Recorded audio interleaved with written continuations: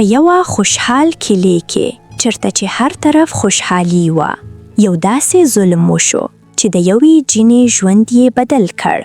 یو داسې راز چې که تاسو یې واورئ نو حیران بشئ. دا د مینې، خیانت او بدلې کیسه ده. راځئ چې دا حیرانونکې کیسه واورو. په یوه ښکلې کلی کې یو ځوان اوسېدو. نوم یې فهیم و. هغه ډېر قوي، ځوان او مهنتي و.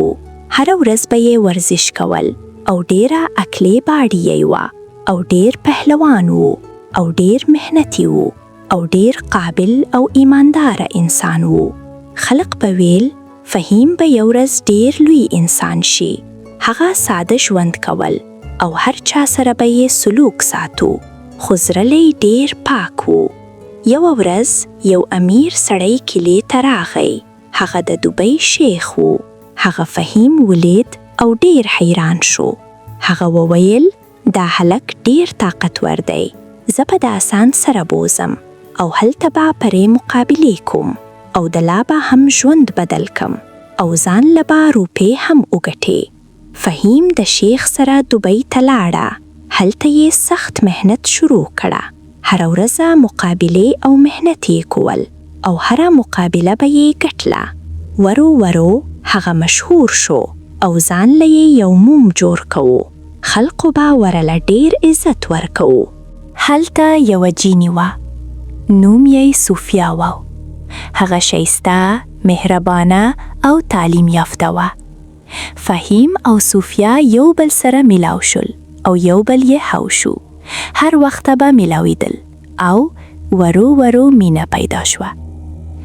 خو هر څوک خوشحال نه و. یو بل سړی و. نوم یې ګجر و. هغه صوفیا خوښوله، خو صوفیا فهیم سره مینه لرله، نو هغه ډیر حسد وکړ. ګجر یو خطرناک پلان جوړ کړه. هغه ویل زه به فهیم ختم کړم.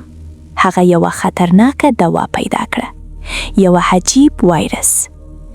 یوه شپه کله چې فهیم یوازې و، ګجر هغه بېهوشه کړه او هغه یې وتښتوه. ګجر فهیم ته انجکشن ورکړه. هغه وایرس و چې د انسان بدن کمزوري کوي. کله چې فهیم راویښ شوه، هغه ځان بدل ولید. بدن یې کمزوري شوه، طاقت یې ختم شوه او ډیر زیات کمزوري شوه. هغه ډیر حیران او غمجن شوه. هغه صوفیا ته رنګ وکړ. زه بدل شوی یم. زه نور هغه پخوانی فهیم نه یم. صوفیا جوړل او ګجر بیا فهیم ته رنګ وکړو او فهیم ته یې یووي اوس ته کمزوري شوی او تاله ما انجکشن درکړې ده او اوس به صوفیا زما شي او زه به یې وتښتم. فهیم ډیر خفه شوه او ګجر ته یې یووي زه به تا داسې نه پرېږدم. ورو ورو حقیقت څرګند شوه. ګجر خپله بد عمل ښکاره کړه. هغه ویل دا ټول ما کړي دي. فهیم که څه هم کمزوري شوی وو، خو زړه یې قوي وو. هغه پرېکړه وکړه زه به تسلیم نشم. صوفیا پولیسو ته خبر ورکړه. پولیس راغل، ګجر ونیول شو او جیل ته یې بوتو او هغه ډیره سزا یې ورکړه.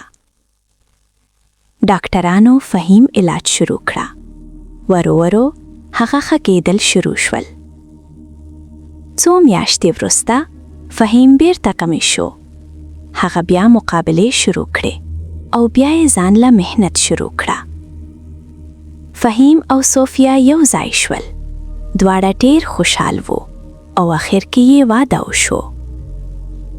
ګرانو دوستانو، دا کیسه موږ ته دا درس راکوي: حسد انسان تباه کوي. مینا او صبر تل بریالي کېږي. بد کار همیشه رسوا کېږي. که ژوند کې ستونزې راشي نو مه ماتېږئ. صبر وکړئ. الله به مرسته وکړي. که دا کیسه مو خوښه شوه، ویډیو لایک کړئ، شیر یې کړئ او زموږ چینل پښتو ټون هب سبسکرایب کړئ. Subscribe to Pashto Toon Hub.